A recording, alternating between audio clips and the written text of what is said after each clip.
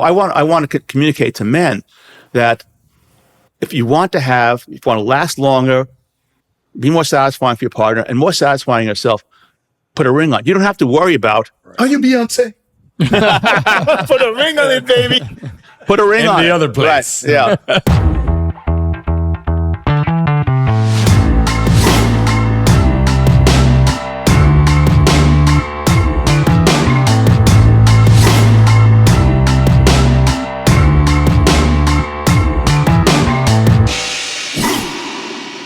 Hey guys, welcome back to another edition of Beyond Biohacking Brothers.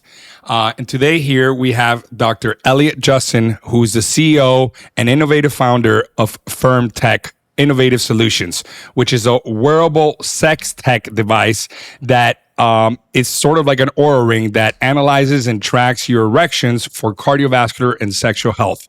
Thank you today for joining us, Dr. Elliot Justin. It's a pleasure to have you here today. It's great to be here. By background, I'm an emergency medicine technician and a technologist, and I can tell you that as an emergency medicine doctor, there are a few emergencies that concern men short of a heart attack or a stroke, maybe as much as a limp dick.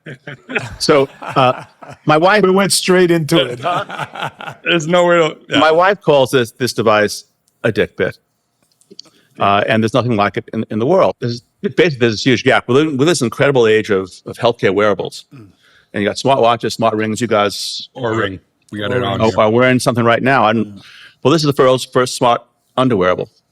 And our goal at FirmTech is to give people the data about their sexual health so that they can enjoy a longer life of lovemaking.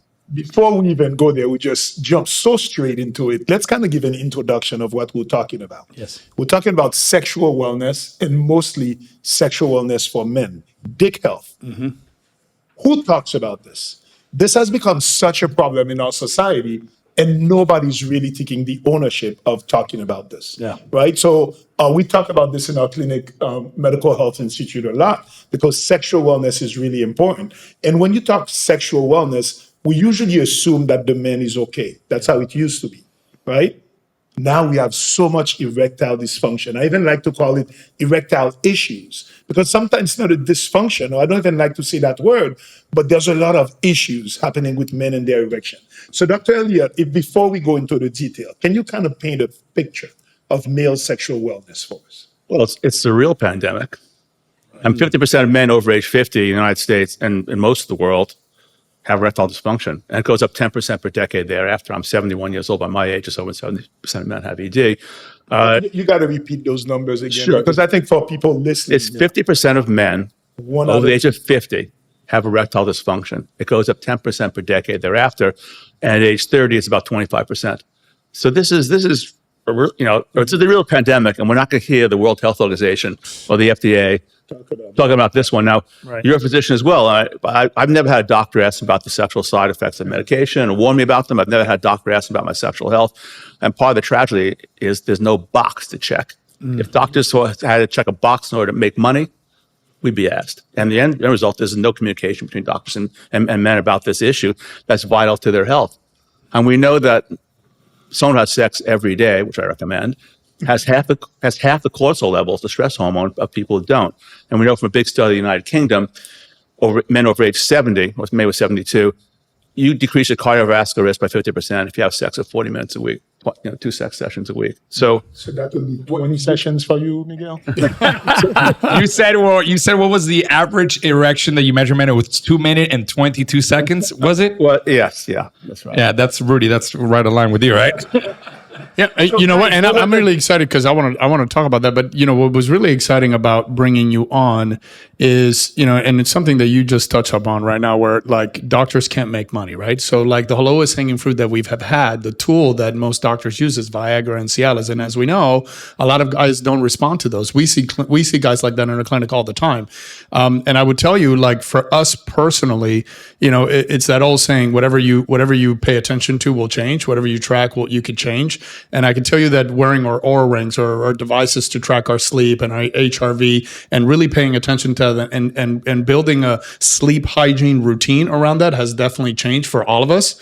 And now you can have one of those for your actual penis so that you can actually go to the root cause of what's actually causing the issue. And that's what's so breakthrough about your technology and what we're so excited about.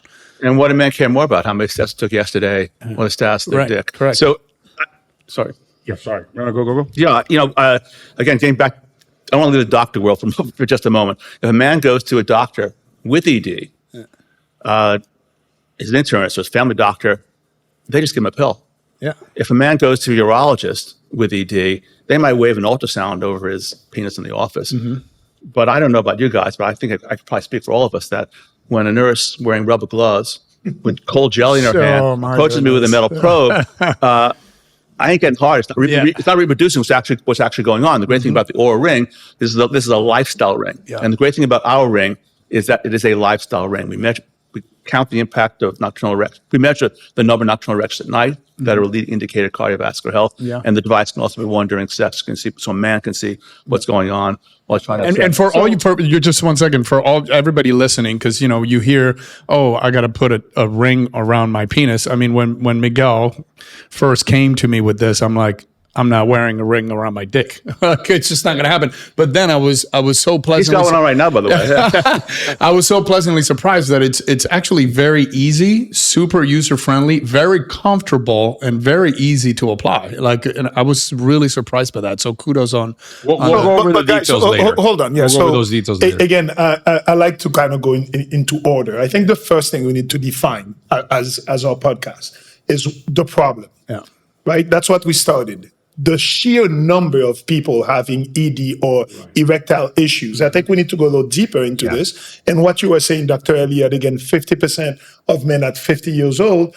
But I also want to talk about the 20-year-old that are having ED now, because Viagra, I like to say that a lot in my talks. Viagra was the first spokesperson for Viagra was a 72-year-old congressman in the 1990s. Now, who's selling Viagra online? It's companies like Hims and Roman, where the CEO is 27 years old, and he is the face of the person asking for Viagra now. So within 30 years, we went from a 70-year-old to a 27-year-old needing Viagra. So the first thing I want us to do is expose the problem. How many people we know are suffering from this in silence? Number two, let's go into the causes, because we need to know, why do we see such a big increase? We're going to talk about porn-induced ED. The identifiers. We'll get to the identifiers. And then what I want us to do is exactly this, because we never had a way to measure or quantify erection. And this is where Dr. Elliot did something amazing. So I want us to go over first the problem, second the cause, then we'll have a way to measure it with the FirmTech, and then we'll come up with solution. Yeah. Okay, right? So let's go over some statistics, because I like how you said that 50% of men between 45 and 50 will suffer for some form of ED, and then every decade after, 10%. I also read, and maybe you've seen these facts, we interviewed Dr. Ramasamy, and we saw that 50% of males between 18 and 39 had a testosterone level of less than 450, which could also be an indicator of erectile shocking issue, right? Decline testosterone levels is shocking. Right. Then we have, it increases your risk, ED increases your risk of heart attacks by 53% and 34% of strokes. And ED is not just a cause of, not being able to have sexual pleasure, but a sign of high cholesterol levels, diabetes, obesity, cardiovascular issues. I mean, any other statistic we may be missing in that aspect? Well, I was really ignorant. As a doctor, I was ignorant about this. When Dr. James O'Talling, professor of urology at the University of Utah, approached me like 3 years ago saying, gee, I want to come up with a way of counting the number of nocturnal erections that men have because they're a leading indicator of cardiovascular health. I really thought, like, really? I mean, I was, perhaps you were aware of it, given your specialty, but I was unaware of the significance of nocturnal erections. We all know about morning wood, and we laugh about it sometimes with our partners, but I was unaware that if that number goes down, lead indicator is powerful. It's not associations. In the United States and all the world, we treat blood pressure on the basis of association.